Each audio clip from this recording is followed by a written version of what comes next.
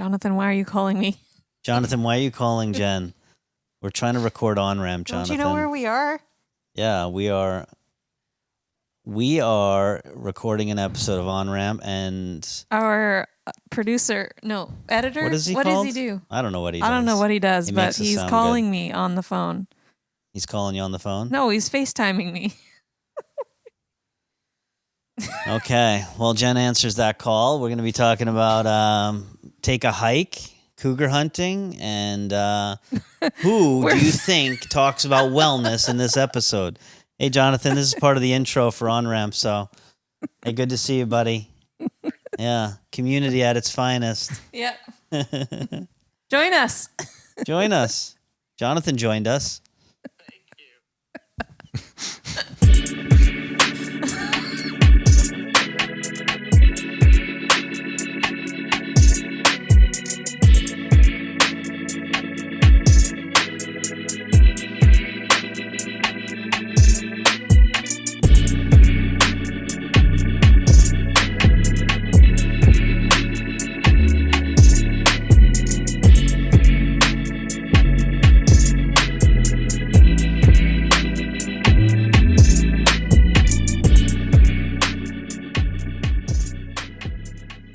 Well, thanks for joining us on ONRAMP. We are on episode G of ONRAMP. It's been an amazing time discussing things from spiritual formation to lots of discussion around vulnerability and community. And we're excited to join you again. And today we are going to talk about doing it right as Christians. Is there a right way to be a Christian? Is there a wrong way to be a Christian? And really, what is the goal of Christianity? What does it mean to be a follower of Jesus? What does it mean to be a disciple? What does it mean to obey Jesus? All of these things. And is there a right way and is there a wrong way? And so that's where we're going to begin. Each of us begin our journey at a particular point in our life. And depending on those circumstances, God begins to show us things in our life that need to change and need to develop and so on. But depending on when we start our faith and where we are, or maybe culturally where we are, or life circumstances where we are, kind of defines where we start. But really, what is the goal of Christianity? And is there a right way and a wrong way? And so I'm here with Jen on my left and Greg on my right, and I'm Joel, and it's good to be with you. So what do you think first is, what does it mean to do it right as a Christian? Or is there a right way and a wrong way? What do you think? Yes. Yes, there is. If this is all right, thanks for joining us today. Jen says right, and Greg you says... said, is there a right way and a wrong way? Oh, yeah, I guess, yes. No, I don't know.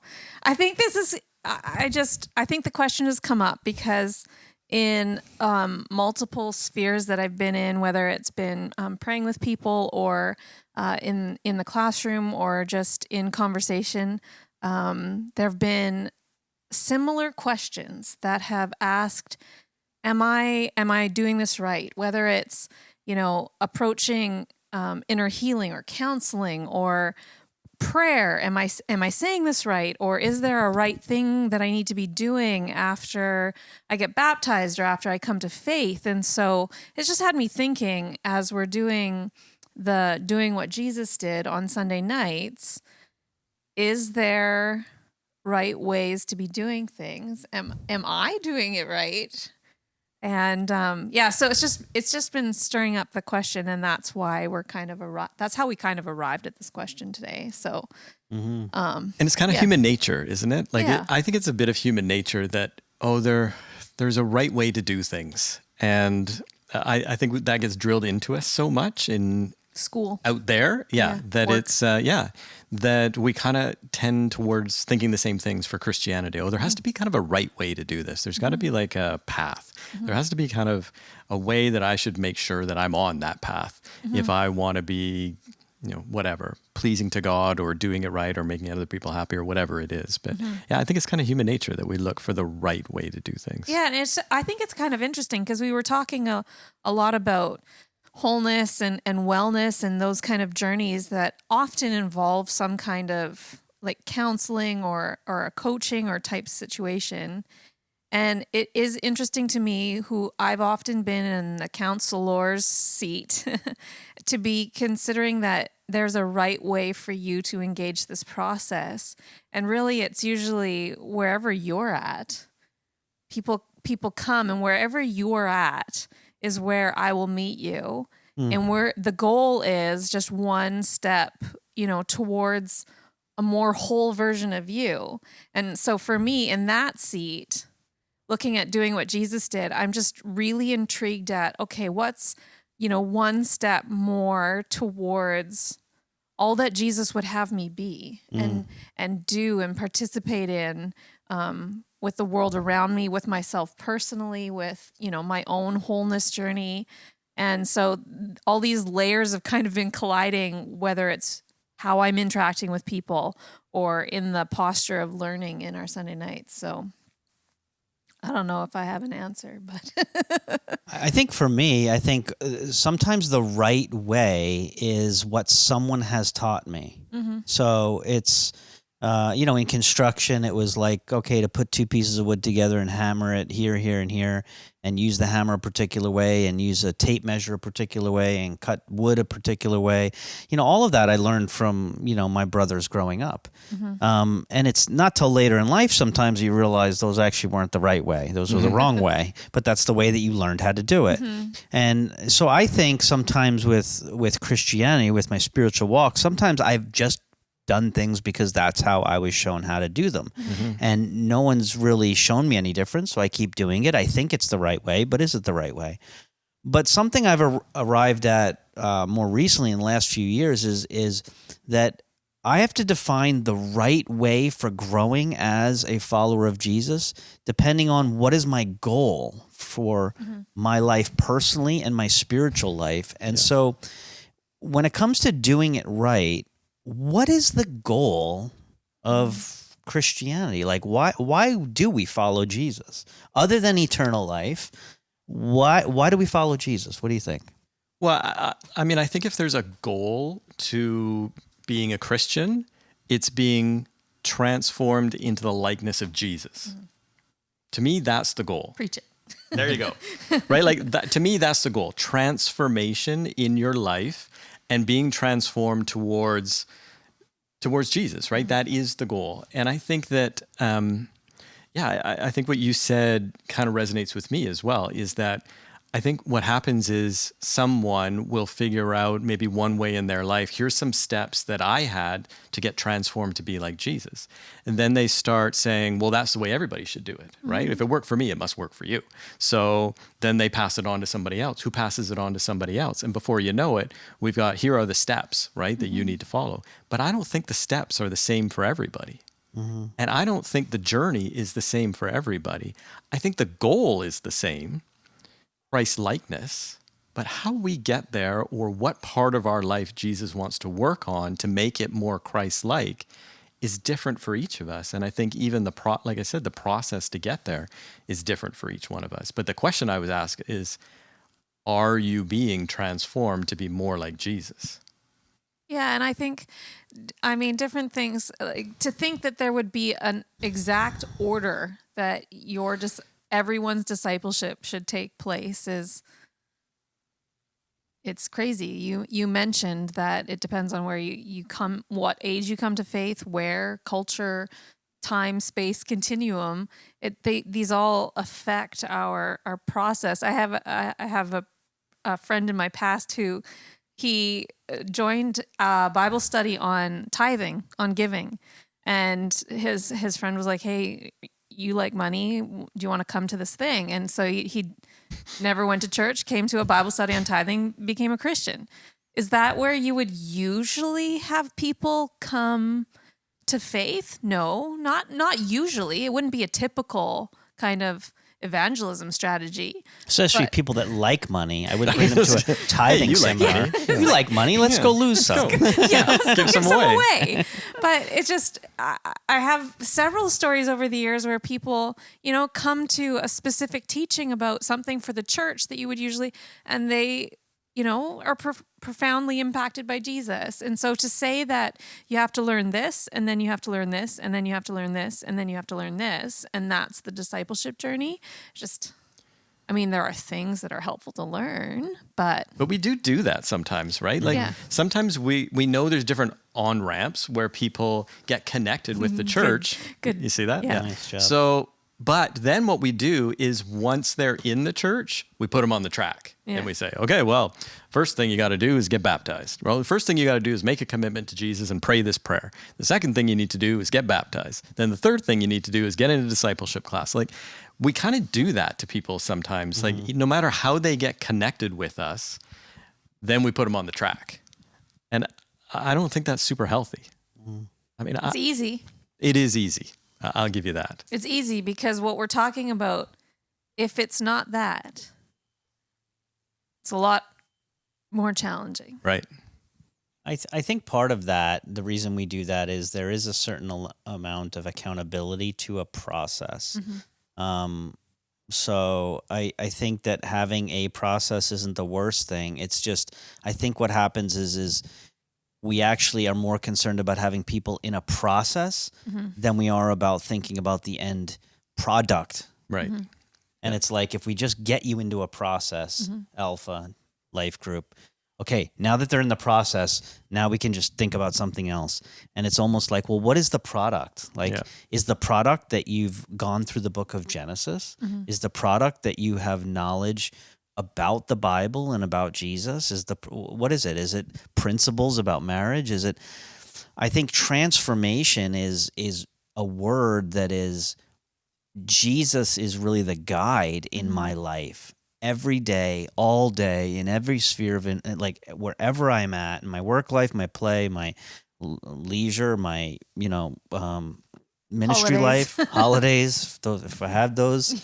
I think it's how do I invite Jesus into all of my life? Talking about hiking and things that you both enjoy, getting off into the middle of the woods alone. That's pretty scary, but I think it's what. That's where the bears and cougars are, though. That is where the bears and cougars are, and it's fun to go cougar hunting. But what is the goal of it? Yeah, and exactly, and I think that I got to be careful because I'm getting up there in years, but not to malign. I got to be really careful what I say here, but I think sometimes our issue in the church has been that we value the distribution of knowledge, of information, more than we value transformation. Because the distribution of information and helping somebody to learn things about God is pretty straightforward. And we can do that, right? And we got a platform every Sunday where we can teach people about the Bible or about God. But that doesn't always lead to transformation in people's lives. And I think that's where the disconnect is. So you could go to church for 20 years and not get transformation. And if that happens, we failed you. Because that's the goal, right? Is to make you Christ-like, new life in your life, right? You can't, just by coming and ingesting a bunch of information is not going to change your life. And I think sometimes because that's the structure that we inherit in church, it's been that way for hundreds of years, that sometimes I think that's our downfall, is that we desire transformation. Where in business school, they'd say, you're doing A, but hoping for B, right? We're doing, giving you information, but we're hoping for transformation. What I'm giving you doesn't line up with what I'm hoping you become. And I think we need to look at what we do in the church and say, well, does this lead to transformation? How are people being transformed? Are people being transformed? Like, look at our congregation, look at yourself and say, am I different than I was 5 years ago or 3 years ago or last year? Like, am I being transformed? And what's going on in my life, or what are the steps that I'm taking that are allowing me to be transformed? And I just don't think the longer I do this, two things I recognize. The longer I do this, the more risk is involved in the transformation process. And two, that I'm never done transforming. I find that there's just greater and greater depths of understanding and intimacy and process where I think I'm going along great, and then God will highlight an attitude or an adjustment of heart or practice that needs adjusting. And I'm finding it's more and more risk involved, because I don't know, you realize how much you have to lose, or how much, I don't know, you have to lose when you even say it or confess things out. And there's something about the process where the older you get, the longer I thought maybe I'd arrive. I don't know if you hope for an arrival, but I mean, even just in the last few months, the renewal process of hearing God and following where he's leading as far as conviction goes, or dreams, or the experiences on Sunday night, or praying with people, the privilege of praying with people and just discerning with them or with groups, whatever it is, life groups. It's just a real, I don't know, I'm loving this season for the transformation it's bringing within community and within praying together. It's just, there is real life in talking about what God's saying and doing, and the testimonies that are coming forward. I don't know. I'm enjoying the season. It's new, and just that transformation process of, okay, Jen, I felt like a couple Sunday nights ago, in the doing what Jesus did and learning about prayer. The practice in this course is putting on the armor of God, and I was really struck by truth. Putting on truth. And that's been a prayer every day since seeing the video, and I saw the video twice since then. And each time I'm struck by the putting on of truth, and just really convicted in the smallest and purest ways I represent myself, my stories, my commitments, just a real renewal of truth. And it might sound so, I don't know, not that big of a deal, but it has been a very transforming process to allow truth in all levels of emotion and experience and thoughts and relationships and all of these things. So transformation. Yeah, I think it's just before we go further though, transformation itself, I feel like almost defining it a little bit, because transformation for some might be acquiring knowledge, like getting a degree, or getting, that could be transformational to some, right? But I just want to be clear, like transformation, at least for me, is that I am personally growing as a person in my thought life, in my emotions, in the way I react to people, in my relationships, in my sense of God's leading, in my sense of his voice. And my transformation for me is that I am acting different, living different, being transformed. I feel like it almost sometimes needs a definition, because so many times I see people and they might even be like sharing the gospel with everybody that they see, but at home it's a disaster. Like the kids, the kids literally hate them, or their marriage is in shambles, right? And I feel like sometimes it's like transformation is that me and Jesus are journeying together toward wholeness, and I am thinking different and becoming someone new. And so, you said like you're in a church, where were we at 5 years ago? And I'm like, where are we at in your home 5 years ago too? Where are we at in your work life and your relationships and your friendships, right? Like, how does church translate to your life? That too is transformation. How does the messages on Sunday actually, what do we do to apply them other than more knowledge?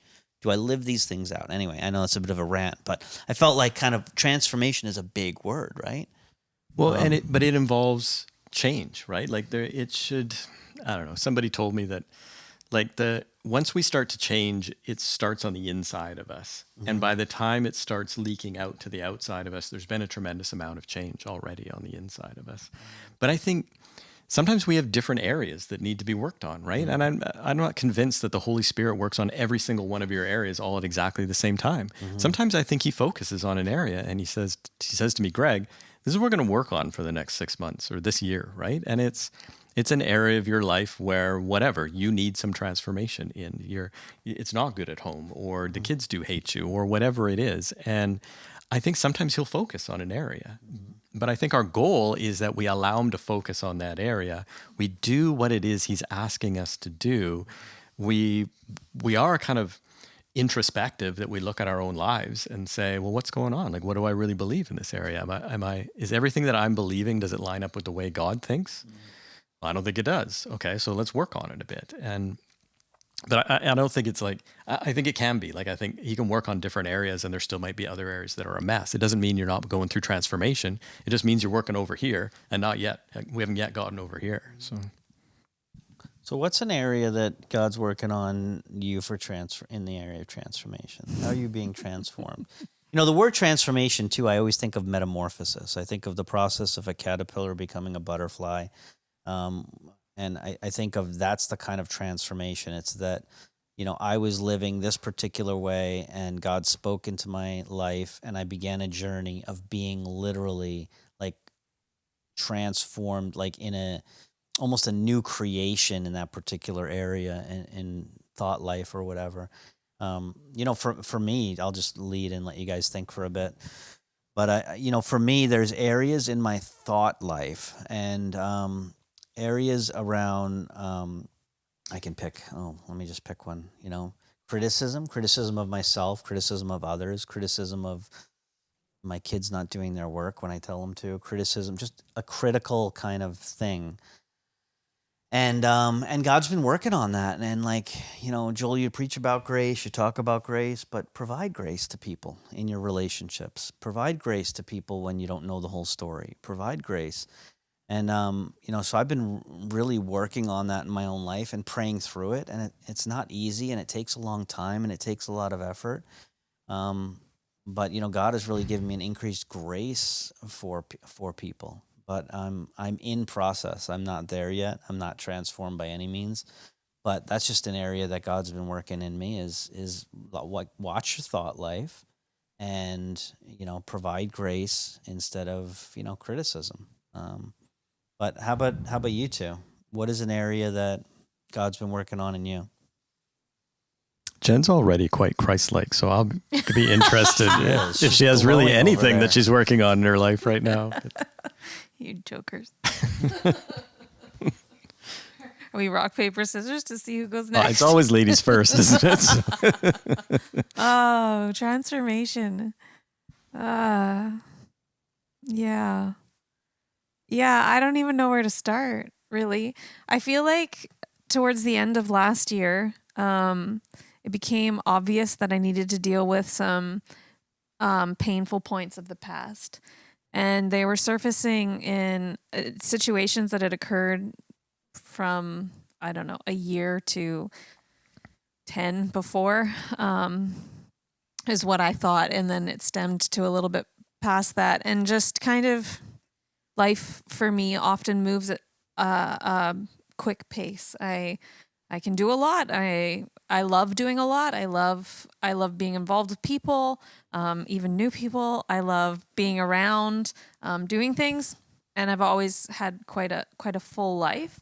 And I think that was a cover for dealing with things that hurt. And so noticing that there were some points that randomly would creep up, and I didn't know what exactly was going on in the situation. And so through a process of talking to some friends and a counselor and just kind of exploring, realized, okay, so that situation that happened really adopted a mindset or a belief about myself because of what had happened. And I'm operating out of this false understanding and this real pain point or painful point. And until I actually explored some of these trauma points in my life and ministry, because I've been around the church and been around a lot of Christian people, that really does not excuse you from encountering pain. I wish it did. I wish the church was always a safe place where everybody had it all together and no one ever hurt one another. But if you're looking for that, you're in the wrong place, because we will hurt one another, chances are. And so towards the end of last year, just really engaging counseling and then a couple other options of wholeness that really brought some transformation. And I think it partners well with the truth thing I was talking about earlier, getting down under the layers of what I think is going on, or under the layers of what I've constructed it to be, under the layers of just keep moving fast enough and it won't catch you, to stop and say, no, that really hurt and it wasn't right what happened to me, and just processing that. And I think it's been transformational. And that invitation yielded to just a real depth of spiritual encounter with God. It feels like the more I clear the junk out of the emotional and, maybe my heart or soul, it's created a greater access to the spirit and mind, and just a more present, authentic presence, maybe would be a way of saying it. And so for me, that's been transformational process of dealing with things that hurt in the past, so that when things come up in the future or present, just a bit more emotionally aware. The transformation as well, as I'm hearing you speak, I want to, something's highlighted that I think is important, is transformation will usually, I was going to say always, maybe that's too much of a stretch, but it will usually require that you go back into your past, that you look for areas where there might have been access or a root formed due to wounding or due to experiences. Go ahead, you're jumping. Well, I think it's interesting that when we talk about transformation, here comes both Greg's of you wellness. guys talk about wellness. So here we go. no, I think it's interesting because I think one of us we wondered if you were we're going to make here. a bet. We made a bet. no, well, I always talk about wellness, so you got to take that bet. I didn't start it. You guys started it today. I was going to share. I thought it was interesting that the two pastors here didn't talk about transformation in terms of ministry or knowledge. Now, I will say from my standpoint, I have been through transformational times in my life that were more ministry focused, right? Or more knowledge, like God was teaching me things. Right. That I didn't know before, or he was showing me things about himself or myself that I didn't know before. So I think you can have transformation in those kind of things. And obviously, Joel and I have talked about, we went to a school of ministry a number of years ago. And for me, that was incredibly transforming for me, just from a ministry standpoint, to say, here's maybe, and it was more than just ministry, but it was like, here's how God can use you. Yeah. In ministry and impacting other people's lives. And that was incredibly transformative for me as well. So I think there's lots of different ways that you can go through transformation. But coming back to wellness, I mean, that's been, I've talked about that obviously 100 times, that's been my journey over the last year is an internal journey, and just resolving some of the issues that I have going on the inside of me. And it's kind of similar to what you talked about and similar to what you talked about. And I just find that interesting, because I think it's like a theme that's kind of running through our church right now, is the number of people who, maybe it's COVID related and coming out of COVID, or maybe it's just what God wants us working on at this point, is that ultimately to become Christ-like starts inside of us, and it's kind of what we believe, and it's going through some of those difficult times we've had in the past, or picked up some of the lies that we've picked up and we believe, and how do we deal with those? And that can be incredibly transformational in our lives. And you don't even realize it sometimes, right? Because you just go on living your life and you figure, I'm doing okay. And then when you start to really dig under the hood and rip off the covers, you're like, oh, this is really kind of ugly. Like, I don't have to get down too many levels before it gets pretty ugly. But I think there's more different kinds of transformation than just wellness. So, and I would say you mentioned spiritual, and I would say in this season, one of the ways that I've been part of and witnessed and even in my own life, is in prayer. Just even, I mentioned this in a previous episode, but life group praying together for the first time, a group of people praying together after COVID for the first time last October, really, really struck me. And it has continued to impact me every time my life group meets and we pray together, or every opportunity I have to come to pre-service prayer, prayer nights. Each time I'm gathered with a group of people and we're praying together, there keeps being these opportunities for connection, but also transformation in me. And just like, I still, and maybe this is like the wrong thing to say, but I'll come to pre-service prayer and I still have to like choose to pray out loud, because it's still, every once in a while I still get a little bit nervous, even if it's, I like, look, I've pastored for a long time, and even in front of people, there's just this moment where it's like, okay, here we go. But that, stop. Maybe I shouldn't be saying that, but whatever. I'm sure there are people out there that are like, yeah, I'm nervous praying out loud too. That was quite vulnerable, wasn't it? It was. I don't know. From I wasn't Jen? judging. From I was Jen, just, right? Yeah. That was quite vulnerable. That is the right way. I'll tell you my story in prayer one time, and it will include a lot of years where silence was the stronghold.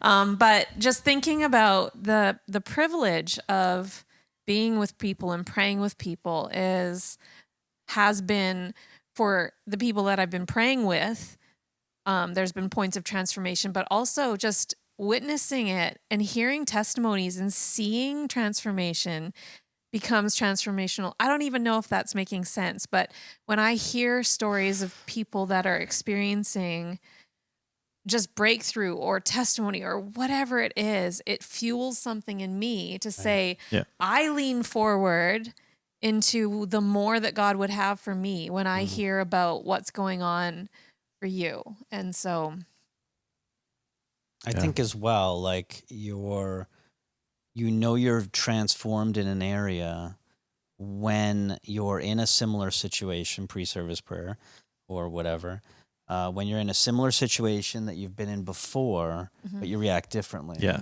Yeah. Then you know that you're being transformed in that, or you have been transformed, or thought. Like I could tell you things from the last season of transformation that I no longer think about myself, about others, about God. Right. Right. And so I think it's also like you might be saying, well, I've never been transformed. You probably have in areas that you've almost forgot about. And you can see the track record of, oh, I used to think this way about myself, others, or God, and now I don't. And so, we're being transformed from glory to glory. And as we behold his face, we are being transformed into his likeness to become more like Jesus. That's the goal of Christianity, to be transformed. But, on that topic of like, I've been transformed, like, how do you know when you're transformed? I don't think it's, I'm not sure it's a place you get to. I think it's a place you're constantly going to or going through. Or, there are points where I'm transformed. I don't say that word. I don't, do that pattern of behavior. I don't know. I can have so many days free from whatever, and then it's the next thing and the next thing. I don't know. For me, it's so much a process that there are testimonies in my past, testimonies in my present, and then just a continuous future of, okay, God. Yeah. The picture I get is like, where there's a fault in the ground and the tectonic plates are moving against each other. And when they move, there's like a little earthquake, right? And sometimes it's just like a bunch of little movements and you just get a bunch of little earthquakes, and some of them aren't even registerable. And then every once in a while you get a big one and it's a big earthquake. I kind of feel like transformation is a little bit like that, right? Like I think if you're open to it and you want if you want God to do that in your life and you're taking steps to pursue that in your life, sometimes it'll just be small and you don't even notice it. Sometimes other people will notice it before you notice it. Every once in a while, there'll be a big shift and you'll be like, okay, I can look back on that and I saw something really major happen there. But to me, I think the key is, and you kind of all talked around this, is we need to be intentional about it. And I think it's like God will, if you just sit on the couch, God is not going to transform you. He's always willing to transform you, but he's looking for people who desire that and are eager for that, and who will actually take steps towards saying, I want to be transformed, and I'm not quite sure how to do it, but God, whatever you have for me, I will do, because I want the end result, which is Christ-likeness. And I think once you do that, and you start maybe taking some little steps or taking some little risk, maybe you come to pre-service prayer. You never did that before, but I'm going to take a step, and maybe I'm not even going to come and pray, but I will come at least. Like, I'll show up. There's a step, man. God honors those kind of steps when we do them in our life. And that's the first step towards transformation in that area. Geez, I know I got some issues with what's going on the inside of me. I don't really know what to do, but I'm going to reach out and talk to somebody. Okay, at least I'm going to do, like, being intentional. Does the offer of lunch from the last episode of course still stand? Yeah, like, reach out to me, reach out to Joel or Jen, right? Like, but do something, right? Like, do something and take a step, and being intentional towards, I want to be different. I want to be more Christ-like. I know that will be incredibly beneficial. And maybe that's your step. Like, some people just have to have, like, a faith that God does have the best intention for me. And so their step, I'm not even sure I want to hand it over to God, because I'm not sure what he's going to do. Maybe that's your first step. Maybe your first step is just talking to somebody about, what is God like, right? What's he going to do to me if I say, yeah, I'm in for transformation? All of those things are just good steps. Wherever you are, God is happy with that. He will meet you wherever you are. And he's looking, are you interested in going to the next step? And maybe it's just a little step, but are you interested in going to the next one? Yeah. And faith is required. Faith and trusting God, or trusting someone that you're going to speak to, right, about whatever your particular concern or issue might be. Faith and trust is required, like, constantly in the Christian walk, and it's certainly required in transformation. Like, it's not just faith to get into the kingdom of God, it's faith to live in the kingdom of God, and transformation requires that faith. Opening up to one another. Like, Greg and I have known each other for a long time, and we've opened up to each other, more and more as time went on, and trust is built and faith is built. But, I would just kind of challenge you, like, is there someone that you're talking about your inner world with? Like, is there a friend? Is there a counselor? Is there, any one of us, as we've offered? I didn't have anybody, though, contact me. I don't know. Maybe I'm just unapproachable or something. I think Jen's schedule is pretty full. Everybody went and talked to her. Yeah. And, so, I mean, Greg and I will just go out for lunch together, I guess. Yeah. But you might be on the other end of this. Counseling. Oh, I need a lot of counseling. I know that. That's why I have the Holy Spirit, the counselor.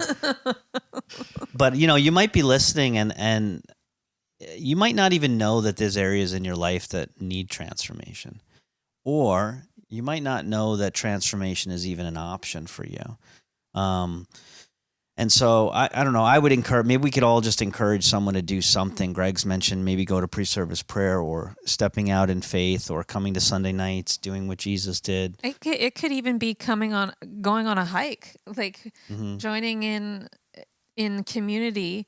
I know people that just, you haven't even been around church community, and they're trying to re-engage, and intentionality might be simply coffee with a friend, or going on a hike. It might seem so far to get from here to praying with somebody.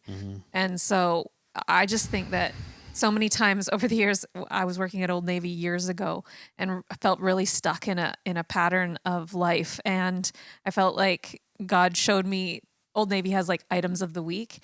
And one day I was standing there folding t-shirts, praying, and it felt like God said, just choose an item of the week. And it was just like one simple thing, and gaining some traction in one little area, just seeing where it goes. And so it might just be coming to church on Sunday, if that's what you can handle, starting somewhere.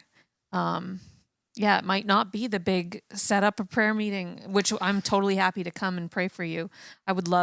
I just love the inner healing prayer times that we get to have with people, but that might be down the road. Yeah. Sometimes it's just finding somebody who's like-minded like you, right? Like, who's not even an expert. Yeah. Like, I remember when you and I, some of the conversations we had years ago, which was, I was like, I remember I shared with you, and I was like, Joel, I can't shake this feeling that God has like something more for me than what I'm experiencing right now. And I remember you looked at me and you were like, I feel the same way, right? And it was like neither one of us really knew what we were doing, but it was like at least we just shared with somebody else that was like, I just feel this way, and I feel like there's something more, and I don't know what to do, but do you want to see what we could do, right? And Joel was like, yeah, I feel the same way, and I'm with you, right? And it was kind of like the two of us just kind of journeyed together, and neither one of us really knew where we were going. Sometimes it's just that, right? Find somebody who just you can even just express to them that you want to grow as a Christian, and see what they say. Sometimes God will bring you to somebody who will say the exact same thing back to you, and then now you got somebody to journey with, and it's Yeah, that's awesome. I think that's huge, though, is that God has put you in a particular place with people around you for a reason, on purpose, for connection. And transformation is, yes, a personal journey. We've talked about that in the past.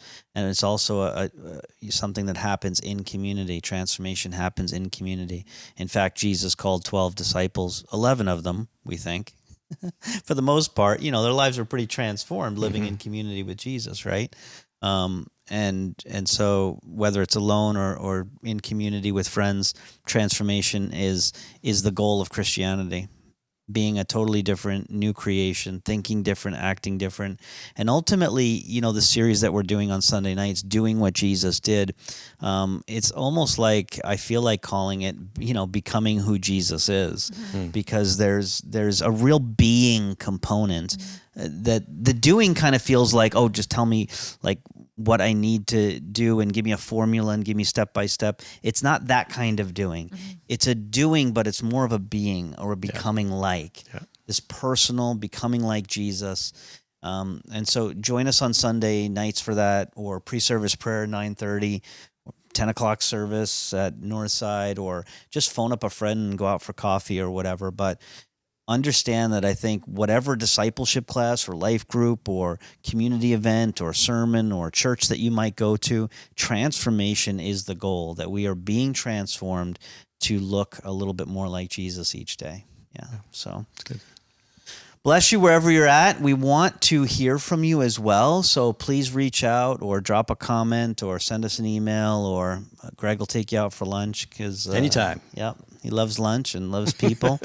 And but we'll tacos. Yeah. Tacos are good. Tacos are good. Well, have a good one. Thanks for listening or watching or wherever you are. Bless you.